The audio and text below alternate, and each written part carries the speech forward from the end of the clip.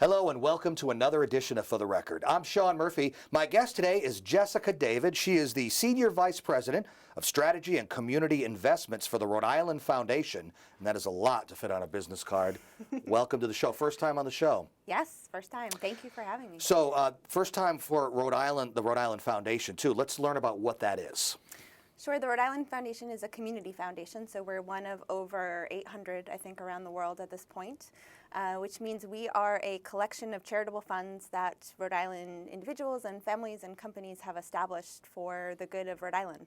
And we've been around since 1916, so we're 100 years old. Yes, you're celebrating your birthday, right? We are, that's a big deal. Now, when I learned about what it was, it immediately reminded me of like the United Way. Would that be a good analogy to use? Or yes, very similar, and we actually work really closely with the United Way of Rhode Island. And I think both United Ways and community foundations are essentially community chests. Right. So they're pools of charitable funds that exist in perpetuity for that community. Funds, donations will go in, and then they'll be they go out to appropriate locations, right? Right. To help those that need Yep. it. Yeah. So the donors can direct their funds as they wish, or they can leave it to the discretion of the Rhode Island Foundation, which means that we, in the current moment, think about what the present day needs of the community are. And we're an endowment model, which means that those funds will be here forever, Right. For Rhode Island, for whatever the needs of the day are. And we give a portion away each year in grants. So if you've been around for 100 years, not you personally, but you Almost. said, the needs of the day, that I would imagine has changed quite a bit over those 100 years. Times change, people change, Yeah. needs change, right? Absolutely, and that's really the amazing, wonderful thing about community foundations is that they're prepared to respond to that changing needs. So, for example, we have a fund that was set up by a donor for, her language was the relief of incurables. And at one point that was going towards polio research and treatment, and now is going towards cancer research. So, very different needs, but within that same spirit of working around diseases, around health concerns, and the people who are affected. What's specific to Rhode Island are the needs these days? I mean, you just mentioned some things, and they change all the time, but specific to Rhode Island, what are you finding? Sure. Well, our top priorities right now are education, healthcare, and economic security. So those are three that I think are probably not specific to Rhode Island. I think a lot of communities are struggling with them, but certainly our public education system, our workforce development and business development systems, and then healthcare and how people are accessing, in particular, primary care, preventative care, how costs are impacting the system as well. I wonder if people understand how it works as far as somebody, an organization, whoever, making a request to receive help and how that works. Through the foundation? Yeah, well, it works in a lot of different ways, actually. It depends on the program, and it depends on their organization. So we have we have many, actually, specific programs. For example, we have a program for animal welfare, which is around animal welfare needs and organizations. My personal, dear to my heart. So, oh, yeah. see, I didn't even know that. Yeah. We have a medical research program. We have grant programs for specific parts of the state. So those tend to have a standard application process and a cycle throughout the year where they accept applications and make decisions. We also have what we call our strategy grant program, which is really our discretionary primary grants program. And those we accept applications on a rolling basis. We have focus areas that we're looking to advance, and we put those out there. We work with nonprofits in the community in those sectors, and it's really our job to get out there, to find out what's happening, to know who the organizations and the leaders are, and to make the funding available. And those we do throughout the year. You would think that a state the size of Rhode Island, smallest state, there wouldn't be that much, the word need is wrong, but there are a lot of organizations, the fact that they know about Rhode Island Foundation means that they, there's a source available to them. A lot of organizations out there that might be in need, right? Oh yeah. There's organizations and there's people, and right.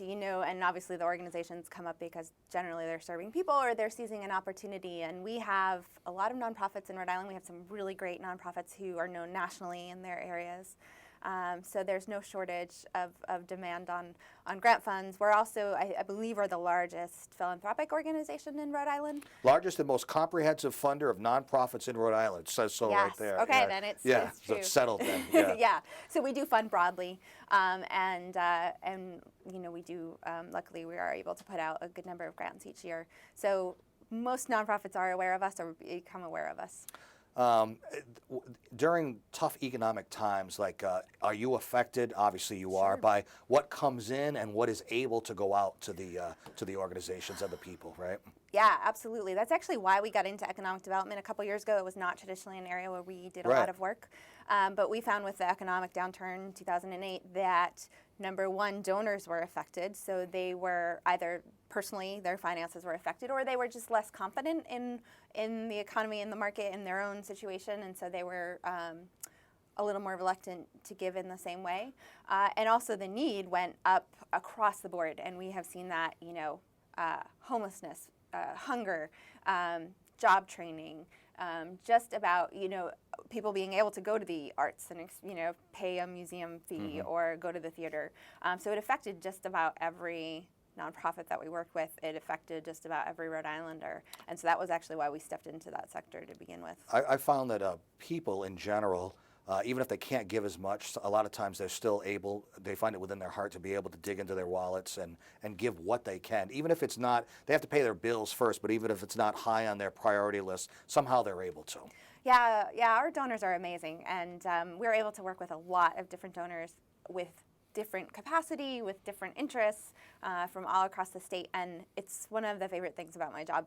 They do dig deep. Often it's, I think, the people with the most demands who somehow manage to I think find they understand, what they can. so they're in need and they understand. You mentioned your job. Get a little more specific about what you do. Sure. So I oversee our strategy, our strategic plan. I oversee our education, health, economic security initiatives. We have an effort around inspiring increased philanthropy in Rhode Island, which is in my area of responsibility. Basically, our programmatic efforts, so our grant making, our capacity building, our strategic initiatives, evaluation, our work in the community. And that's why that's such a long title. That's right. Yeah. So to fit it all in. Is your job different every day? There's a lot of different things that are going on. It's not like the same thing every day. That's probably something you like about it, right? Oh, I love it. Yeah, it's absolutely. I mean, we get to see so many things in the community. We get to be out and about knowing what's happening. You get to see projects in the beginning when it's just someone's idea, and then at the end when it's actually being implemented and working. Very fulfilling when you see that end result, right? Yes. The and accomplishment. getting to work with donors and nonprofits and direct beneficiaries, it's every day is different. How about corporations and companies? Are they in the giving mood these days too? Are they able to help out where they can? Yeah. For sure. We have a lot of corporations and companies that have established advised funds at the foundation, so they channel their charitable dollars through us, and they've done some really amazing things. Delta Dental of Rhode Island has a really great tradition of giving and promoting oral health throughout the community. We have Starkweather and Shepley. Atrion, which is an IT company, has established a fund last year at the foundation. So we're seeing, particularly among that, small business, which is really the heart of Rhode Island and our economy. It's where most Rhode Islanders are employed. They have a very strong sense of community, and they have a very strong sense of philanthropy and paying it back. Yeah. From your point of view, how would you, if someone were to ask you to describe the state of Rhode Island right now, how would you describe it?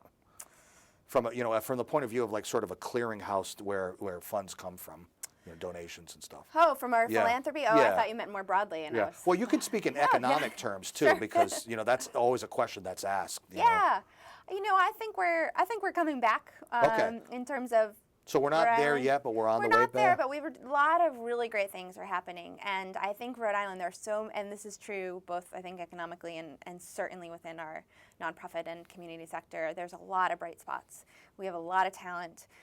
We have some great innovation, and I would say that goes back to Rhode Island's founding, that happens here. And we have some really strong leaders, and what we're trying to figure out, and I think we're making some good progress on, is how to spread that and how to bring that to scale so it affects every Rhode Islander. So a light at the end of the tunnel, so to speak, yes. right? To yes, use that I expression. believe that. Are you a lifelong Rhode Islander? Pretty much. I grew up in Seekonk, Massachusetts. Okay, well, that's right up the road. Right up the road. So definitely New Englander, right? Yes, But I can hear when you speak of Rhode Island, the pride in your voice when you're talking about it, and the caring that you have for it, right? Yeah, I'm a very proud Rhode Islander. Yeah. I think we are small but mighty, and we have a lot of good stuff You're like going the on. Chihuahua that's barking right next to the Great Dane, Something like that. Yeah. So let us have you steer people to the website, because I want people to go there and learn more as we get ready to go into the break. What is the website? Our website is rifoundation.org. Okay, simple website. We'll put a graphic up on the screen for that. What's on the website for people to see, by the way? Oh, just about everything. So we have information on all of our grant programs, our many scholarships, which we also offer.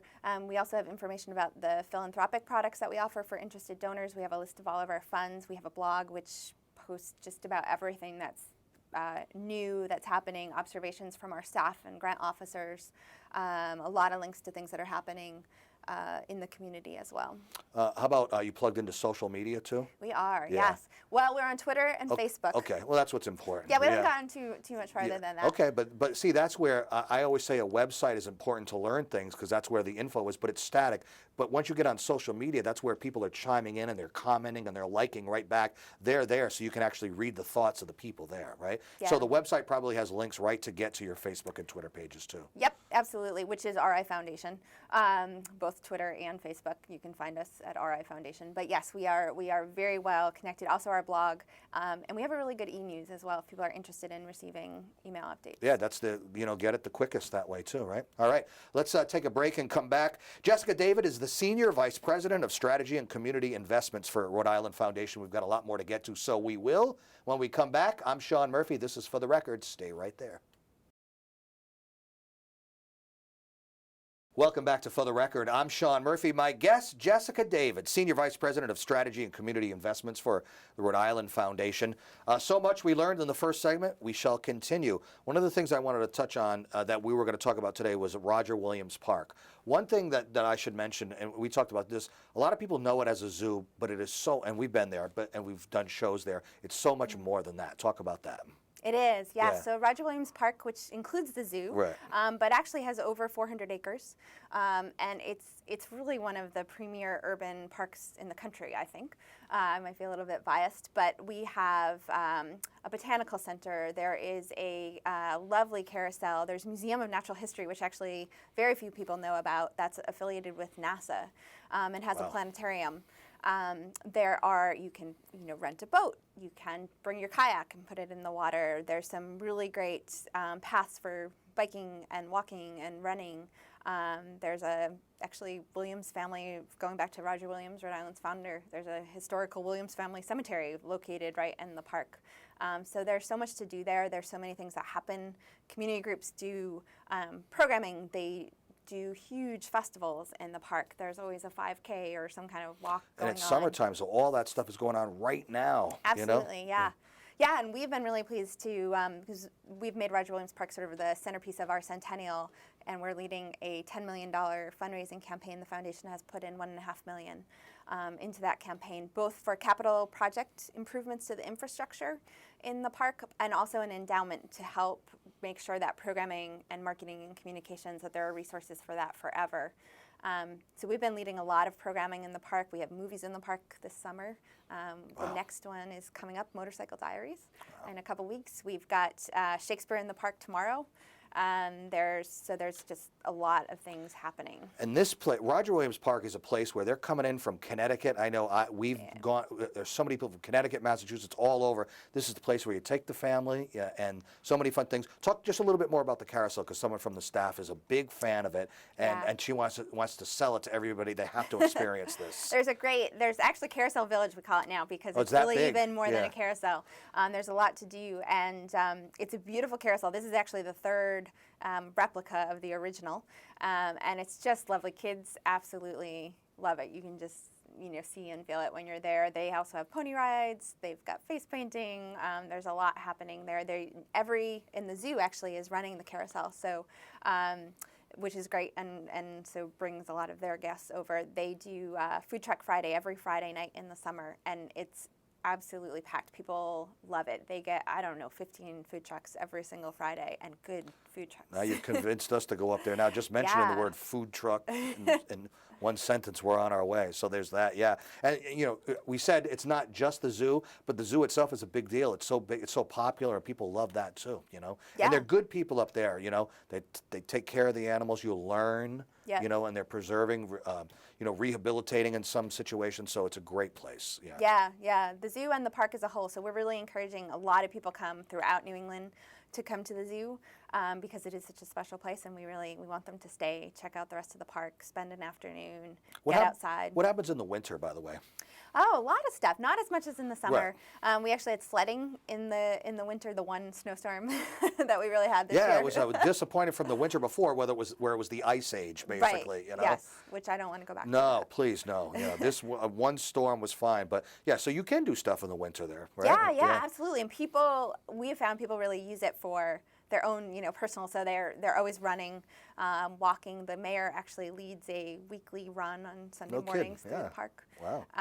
And people do love. Everyone has that picture of sledding in the park when they grew up in Roger Williams Park. Now, I have not experienced it in the fall, but it must be extremely beautiful in the fall, right? Picturesque, even. Yes. That's where you take the pictures and post them on social media. Well, yeah, and it's funny that you mentioned pictures too. Roger Williams Park is the place where you get your prom pictures and wedding pictures. So every Rhode Islander, I think, has proposals probably have happened there, right? Oh yeah. So it's a big family, kind of a family milestone. Reunions happen there, proms happen there. All kinds of good stuff. But the fall, it is absolutely beautiful in the fall. So we mentioned Centennial, 100 years. So I want to talk a little bit about Centennial grants and get into a little bit more specifically about that. So if you want to talk about that. Yeah, we actually earlier this year, in addition to the $1.5 million we're putting into Roger Williams Park, we gave away $500,000 in what we called Centennial Community Grants.